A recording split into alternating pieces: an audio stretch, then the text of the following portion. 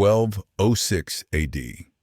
The thunder of 100,000 hooves shakes the steppes of Central Asia.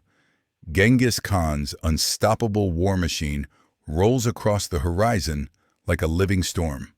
Mongol warriors, the most feared cavalry force in human history, prepare to unleash devastation on another empire. Their composite bows can pierce armor at 350 meters. Their tactics have crushed armies from China to Eastern Europe. They are disciplined, ruthless, and absolutely terrifying. But let's change one thing. Sitting impossibly in the middle of the Gobi Desert is something that shouldn't exist for another 800 years. The USS Gerald R. Ford, a 100,000-ton nuclear-powered supercarrier bristling with enough firepower to level entire civilizations. So what happens when 13th century horse archers meet 21st century naval aviation? Can the Great Khan's legendary horde survive an encounter with floating air power that defies every law of medieval warfare? Or will American steel and jet fuel rewrite the conquest of Asia? This isn't your typical warship dropped into ancient times. The USS Gerald R. Ford represents the absolute pinnacle of military engineering.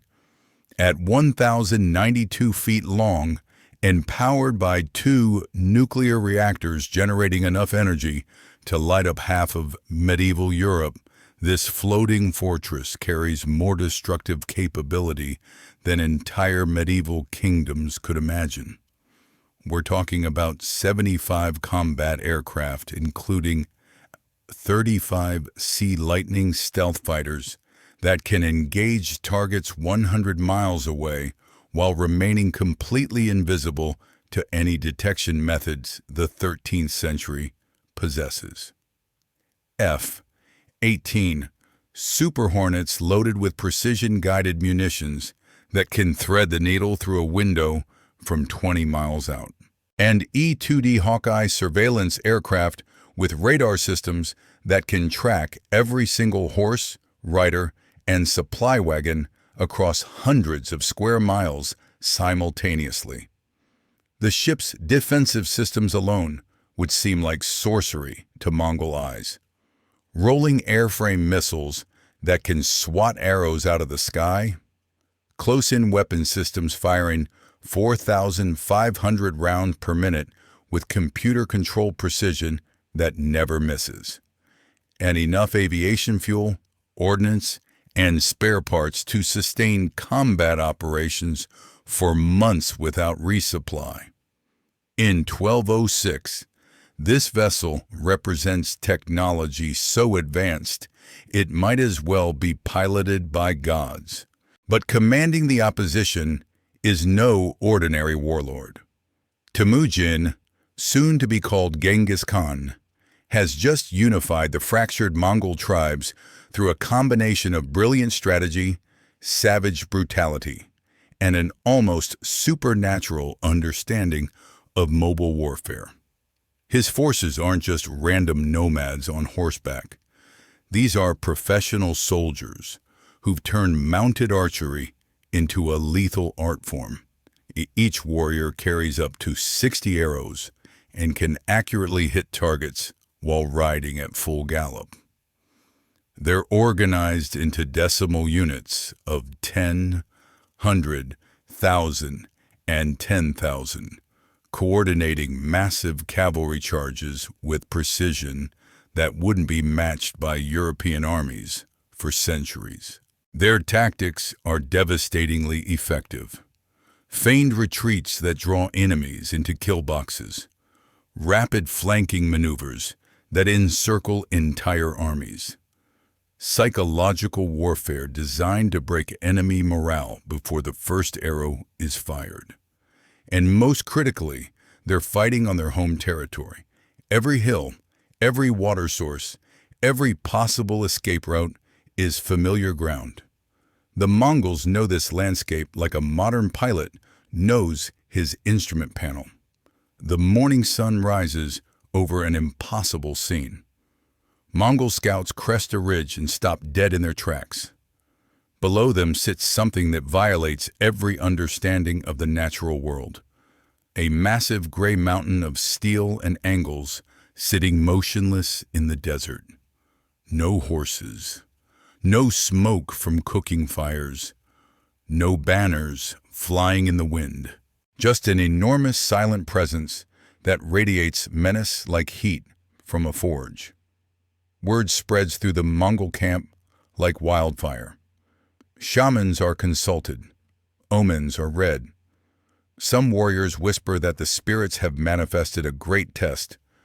Others suggest retreat until they understand what they're facing. But Temujin studies the strange metal fortress through narrowed eyes and sees something different. He sees opportunity. Whatever this thing is, it's alone, isolated, and in his experience, anything that can be surrounded can be destroyed. The Great Khan orders his forces to spread out in a massive crescent formation, staying just beyond the range of any possible weapon this metal beast might possess. Scouts probe forward cautiously, while the main force prepares for what might be the strangest battle in human history. Aboard the carrier, radar operators stare at screens displaying something unprecedented in naval warfare. Thousands upon thousands of heat signatures spreading across the desert in perfect military formation. The scope looks like someone scattered rice across a green display. Each dot represents a mounted warrior, and there are more contacts than the system was designed to track. Modern military doctrine assumes enemies arrive in hundreds, maybe thousands, not 100,000 strong.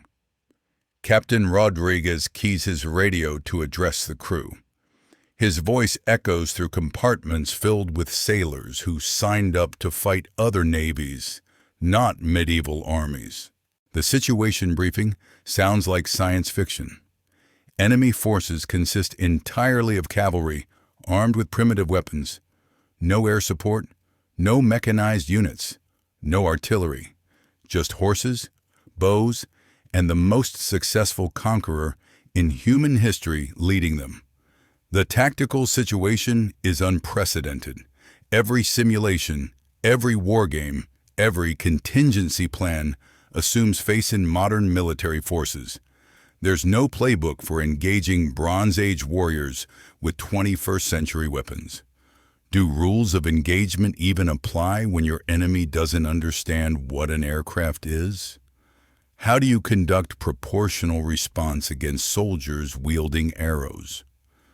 Meanwhile, Mongol commanders wrestle with their own impossible reality. Their scouts report the metal mountain contains no visible gates, no siege equipment, no cavalry formations. It simply sits there like a man-made mesa. Some veteran warriors suggest fire arrows. Others recommend surrounding it and waiting for whoever's inside to starve. But traditional siege warfare requires understanding your enemy's weaknesses. How do you besiege something when you don't know what it is?